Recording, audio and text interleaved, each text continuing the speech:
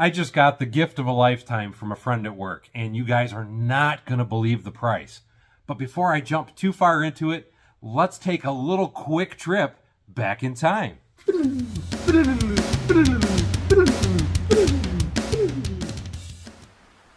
Hello everyone, I'm just here to talk about trees. I love trees. I love happy little trees.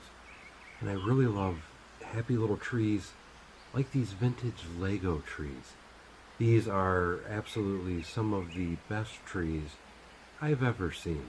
Thank you, Brick Ross, for that awesome message. But he is absolutely right. These are some of the coolest trees if you are into Lego nostalgia. These trees are from the 1958 set Town Plan.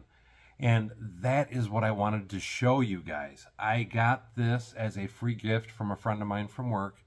And what it is, everybody knows me as the Lego guy at work, at home, well, here on YouTube. And he came across this at an estate sale, and he actually got it for free because nobody wanted it because it was such an old set. So he brought it to work and gave it to me because he thought I could really appreciate it.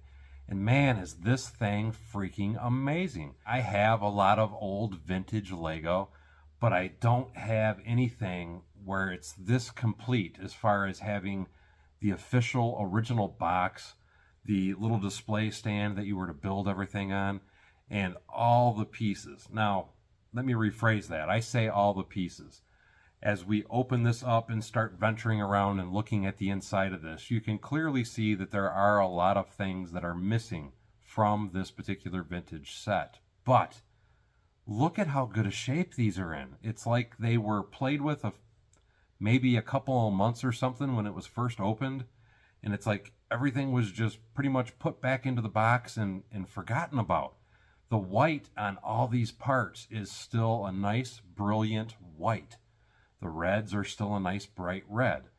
Even though, like I said, it is missing some pieces. This is an absolute amazing find if you're an avid Lego collector like I am. But now that I have it open, let's start kind of rummaging through it and let's look online and see if we can find some of the original instructions for this so we can see if we can put this back together, or at least mostly together, because I think this would be an amazing display piece in the Lego barn. So I went over to the Puron website, I hope I'm saying that correctly, and I found some really cool images of the original set and how it was supposed to be displayed inside of the box. And I also found a very detailed list of all the parts that were supposed to be with this. And after going through that list of parts and comparing it to what I actually have on hand, I think I have roughly about 85% of this original kit. And I'm pretty happy with that result, because at 85%, I would like to think that this would be fairly easy to still find the rest of the pieces if I wanted to make this a complete 100% kit. To give you an idea of all the parts that I am missing 22 of the 1x2 trans clear bricks. I'm missing 4 of the 2x2 trans clear bricks.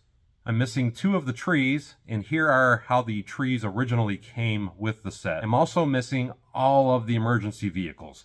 I have 2 of the VWs. The thing is one of my VWs is actually the wrong color. And then I'm missing the 2 fire trucks and the Esso gas station fuel truck. I have most of the signs. The problem that I have with my signs is all of them are broken off the base. But I do still have some of the bases, so I may just glue them back on. I also have the garage door, even though the frame that holds it is broken. The fuel pumps for the gas station, I'm missing the center pump and the left light.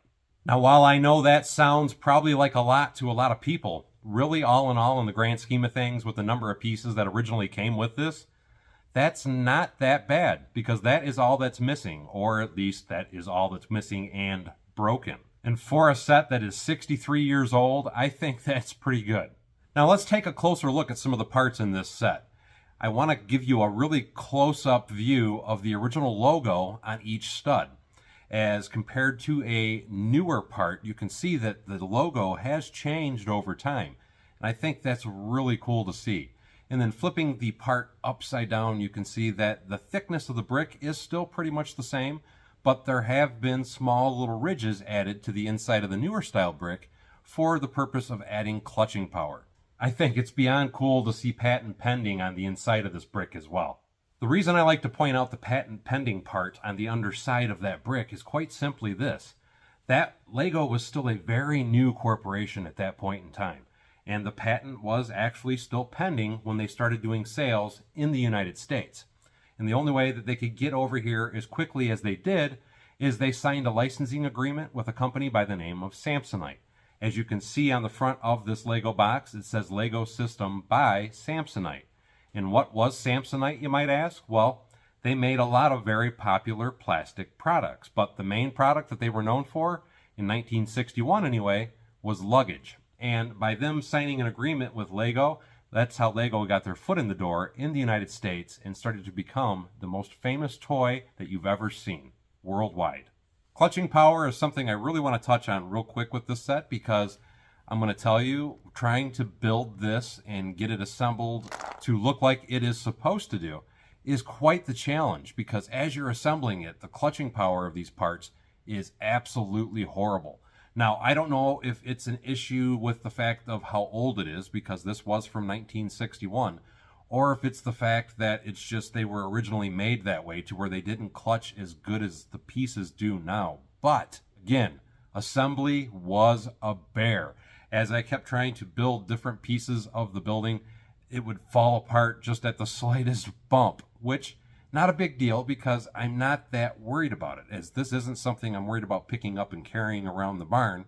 This is something I intend on either building and putting on display on one of my shelves, or I'm going to simply take it back apart once I'm done and put it back in all the boxes, because I don't want to lose anything that I have here already. I still have more to assemble, and I still have some pieces I need to get, like I discussed earlier, from stuff that's missing. But all in all, with what I have assembled so far and all the pieces that I still have left in the box, this thing is freaking incredible, and I am just such a proud owner of such a vintage set. I still can't believe I have this thing. What I really wish I did is that I owned an actual store where I could put things like this on display, and we'll call it the Lego Museum.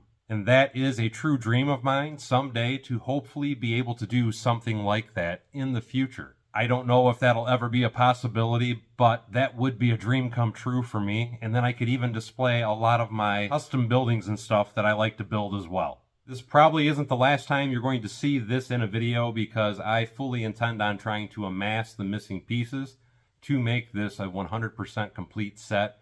And I'm sure anytime I find something, I will be making videos along the way to share with you my progress.